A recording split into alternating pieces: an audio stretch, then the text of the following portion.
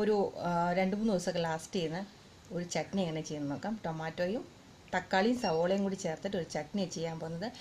ഒത്തിരി സിമ്പിളാട്ടോ ഇത്. ഇതിനകത്ത് ഒരുപാട് സംഭവങ്ങളൊന്നും ചേർക്കുന്നില്ല, വളരെ സിമ്പിളാണ്.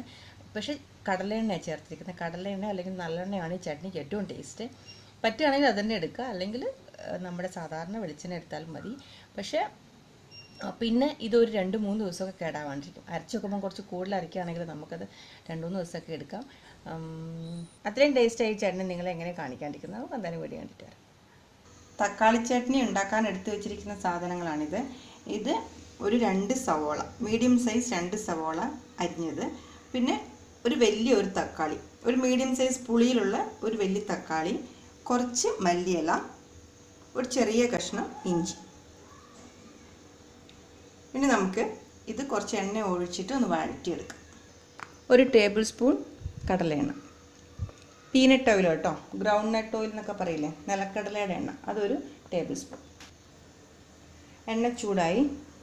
ഇനി ഇതിൻ്റെ അകത്തേക്ക് നമുക്ക് എരിവിന് ആവശ്യമുള്ള മുളക് ഇട്ട് കൊടുക്കാം. ചുമന്ന മുളക് ഒരു 2 എണ്ണം എടുത്ത് വെച്ചിട്ടുണ്ട്. നമുക്കൊന്ന് ഇതിനകത്തേക്ക് ഇട്ട് കൊടുക്കാം.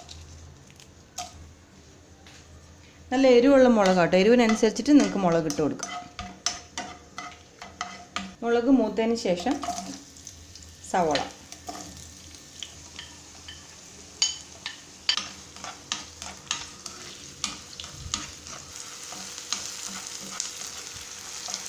ഉള്ളി ഒരു പകുതിയോളം മൊരിഞ്ഞ് വന്നിട്ടുണ്ട്. ഇപ്പം നമുക്ക് ഇതിൻ്റെ അകത്തേക്ക് ഇഞ്ചി ഇടാം.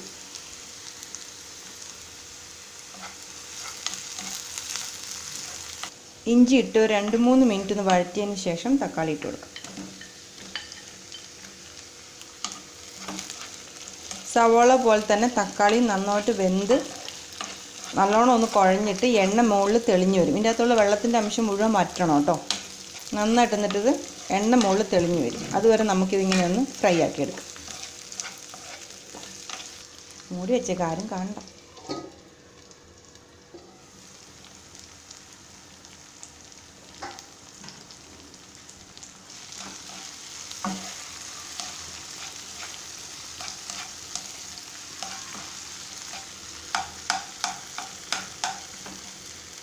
തക്കാളി വെന്ത് കഴിയുമ്പോൾ കണ്ടോ, ഇതിൻ്റെ തൊലിയൊക്കെ വേറെ പോവും. തൊലി അരയ്ക്കാൻ ഇഷ്ടമില്ലെങ്കിൽ വേണ്ടെങ്കിൽ ഇതേപോലെ എടുത്ത് കളയാം കേട്ടോ.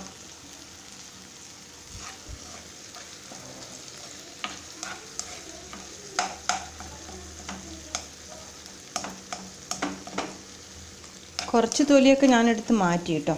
ഇത്രയും മതി. ഇതിന് ശേഷം നമുക്ക് ഇതിൻ്റെ അകത്തേക്ക് മല്ലിയിലയും കൂടി ഇടാനുണ്ട്, അതും കൂടി ഇട്ട് വെക്കാം.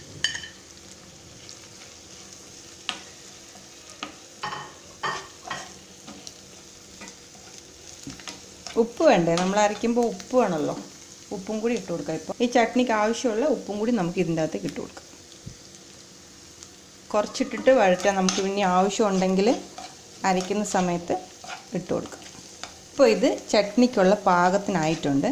ഇനി നമുക്കിത് തണുക്കുന്നവരെ ഒന്ന് വെയിറ്റ് ചെയ്യാം. തണുത്തതിന് ശേഷം മിക്സിയിലിട്ടിട്ട് നല്ലോണം ഒന്ന് അരച്ചെടുക്കാം.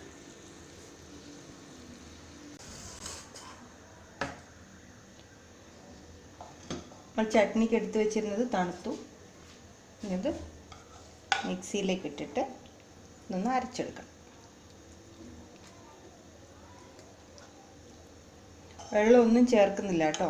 ഇതിൻ്റെ അകത്തുള്ള വെള്ളത്തിൻ്റെ അംശമെല്ലാം വറ്റിയിട്ട് ആ എണ്ണയ്ക്കകത്ത് നല്ലോണം ഒന്ന് വഴന്നിട്ടുള്ള ഒരു ഇതായത് തക്കാളി ഈ സവോളയും കൂടിയിട്ട് ഉപ്പ് ഇട്ടിട്ടുണ്ട്. ഇനിയൊന്നും ചെയ്യേണ്ട, ഒന്ന് അരച്ചെടുത്താൽ മാത്രം മതി. അരച്ചെടുക്കാം.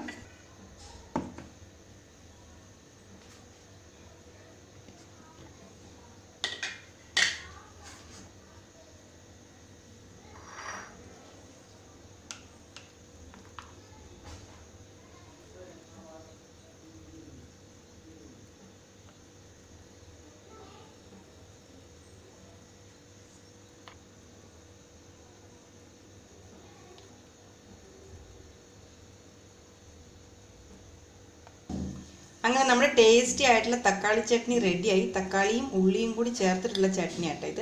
ഇതെന്തായാലും നിങ്ങളൊന്ന് ട്രൈ ചെയ്ത് നോക്കണം, അത്രയും ടേസ്റ്റി ആയത്. ഇത് ഉണ്ടാക്കി നോക്കുവാണെങ്കിൽ നമ്മുടെ സാധാരണ അടിക്കുന്ന തേങ്ങാ ചമ്മന്തി ഒക്കെ ഇല്ലേ, അതൊന്നും വേണ്ടി വരില്ല. അത്രയും ടേസ്റ്റ്. എന്തായാലും നിങ്ങളെല്ലാവരും ഒന്ന് ഉണ്ടാക്കി നോക്കണം കേട്ടോ.